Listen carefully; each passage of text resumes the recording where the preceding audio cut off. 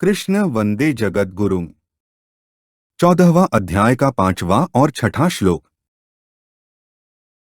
14वां अध्याय का 5वां श्लोक। सत्व रजस्तम इति गुणाः प्रकृति संभवाः निबध्नन्ति महाबाहो देहे देहिनम व्ययम्। ऊपर कहे गए श्लोकों का अर्थ है, हे महाबाहो, प्रकृति से उत्पन्न होने वाले सत्व, रज और तम ये तीनों गुण अविनाशी देही को देह में बांध देते हैं। सत्व रजस्तम इति गुणाः प्रकृति संभवाः का अर्थ है, तीसरे और चौथे श्लोक में जिस मूल प्रकृति को महद ब्रह्मा नाम से कहा है, उसी मूल प्रकृति से सत्व, रज और तम ये तीनों गुण पैदा होते हैं। यहाँ इति पद का तात्पर्य है कि इन तीनों गुणों से अनंत सृष्टियां पैदा होती हैं तथा तीनों गुणों के तारतम्य से प्राणियों के अनेक भेद हो जाते हैं, पर गुण न 2 होते हैं, न 4 होते हैं, प्रत्युत 3 ही होते हैं।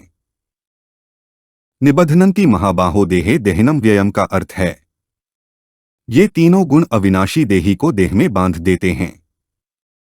वास्तव में देखा जाए तो ये तीनों गुण अपनी तरफ से किसी को भी नहीं बांधते, प्रत्युत यह पुरुष ही इन गुणों के साथ संबंध जोड़कर बंध जाता है।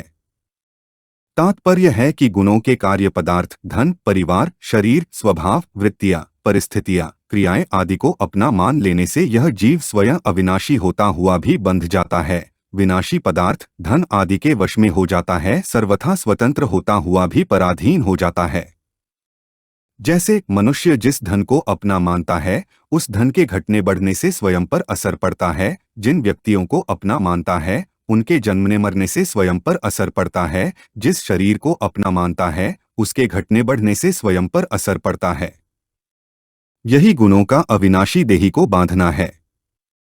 यह बड़े आश्चर्य की बात है कि यह देही स्वयं अविनाशी रूप से ज्यों का त्यों रहता हुआ भी गुणों की वृत्तियों के अधीन होकर स्वयं सात्विक, राजस और तामस बन जाता है।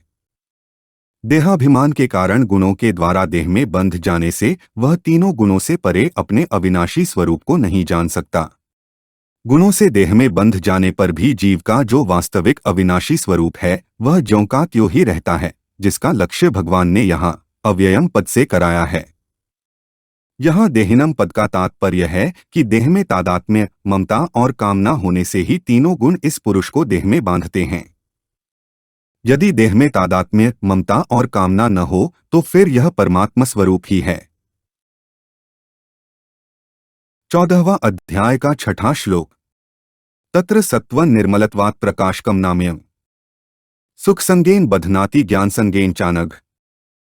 ऊपर कहे गए श्लोकों का अर्थ है, हे पापरहित अर्जुन, उन गुणों में सत्वगुण निर्मल यानी कि स्वच्छ होने के कारण प्रकाशक और निर्विकार है। वह सुख और ज्ञान की आसक्ति से यानी कि देही को बांधता है। तत्र सत्व निर्मलत्वात् का अर्थ है, पूर्व श्लोक में सत्व, रज और तम इन तीनों गुणों की बात कही। इन तीनों गुणों में सत्वगुण निर्मल यानी कि मलरहित है। तात्पर्य है कि रजोगुण और तमोगुण की तरह सत्वगुण में मलिनता नहीं है, प्रत्युत यह रजोगुण और तमोगुण की अपेक्षा निर्मल, स्वच्छ है। निर्मल होने के कारण यह परमात्म तत्व का ज्ञान कराने में सहायक है। प्रकाशकम का अर्थ है, सत्वगुण निर्मल, स्वच्छ होने के कारण प्रकाश करने वाला है। जैसे प्रकाश के अंतर्गत वस्तुएं साफ साफ दिखती हैं, ऐसे ही सत्वगुण की अधिकता होने से रजोगुण और तमोगुण की वृत्तियां साफ साफ दिखती हैं। रजोगुण और तमोगुण से उत्पन्न होने वाले काम, क्रोध, लोभ, मद, मात्सर्य आदि दोष भी साफ साफ दिखते हैं, अर्थात इन सब विकारों का साफ साफ ज्ञान होता है। सत्वगुण की वृद्धि होने पर इंद्रियों में प्रकाश, चेतना और हल्कापन विशेषता से प्रतीत होता है, जिससे प्रत्येक पारमार्थिक अथवा लौकिक विषय को अच्छी तरह समझने में बुद्धि पूरी तरह कार्य करती है और कार्य करने में बड़ा उत्साह रहता है। सत्वगुण के 2 रूप हैं, एक शुद्ध सत्व जिसमें उद्देश्य परमात्मा का होता है, और 2 मलिन सत्व जिसमें उद्देश्य सांसारिक भोग और संग्रह का होता है। शुद्ध सत्वगुण में परमात्मा का उद्देश्य होने से परमात्मा की तरफ चलने में स्वाभाविक रुचि होती है। मलिन सत्वगुण में पदार्थों के संग्रह और सुख भोग का उद्देश्य होने से सांसारिक प्रवृत्तियों में रुचि होती है, जिससे मनुष्य बंध जाता है। मलिन सत्वगुण में भी बुद्धि सांसारिक विषय को अच्छी तरह समझने में समर्थ होती है। जैसे सत्वगुण की वृद्धि में ही वैज्ञानिक नए नए आविष्कार करता है, किंतु उसका उद्देश्य परमात्मा की प्राप्ति न होने से वह अहंकार, मान बढ़ाई, धन आदि से संसार में बंधा रहता है। अनाम्यम का अर्थ है सत्वगुण रज और तम की अपेक्षा विकार रहित है। वास्तव में प्रकृति का कार्य होने से यह सर्वथा निर्विकार नहीं है। सर्वथा निर्विकार तो अपना स्वरूप अथवा परमात्म तत्व ही है, जो कि गुणातीत है।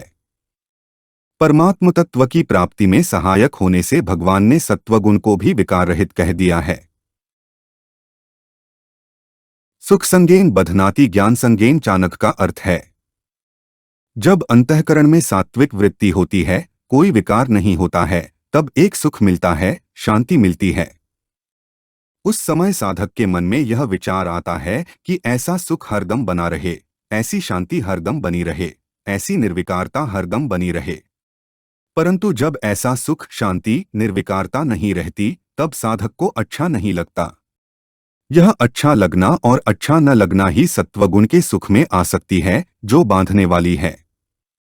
जब सत्व, रज और तम, इन तीनों गुणों का, इनकी वृत्तियों का, विकारों का साफ साफ ज्ञान होता है और साधक को ऐसी बहुत सी आश्चर्यजनक बातों की जानकारी होती है जो पहले कभी जानी हुई नहीं होती, तब साधक के मन में आता है कि यह ज्ञान हरदम बना रहे। यह ज्ञान में आसक्ति है जो बांधने वाली है। मैं दूसरों की अपेक्षा अधिक यानी कि विशेष जानता हूँ, यह अभिमान भी बांधने वाला होता है। इस तरह सत्वगुण सुख और ज्ञान के संग यानी कि आसक्ति से साधक को बांध देता है, अर्थात उसको गुणातीत नहीं होने देता। यह संग ही रजोगुण है जो बांधने वाला है। यदि साधक सुख और ज्ञान का संग न करे तो सत्वगुण उसको बांधता नहीं, प्रत्युत उसको गुणातीत कर देता है।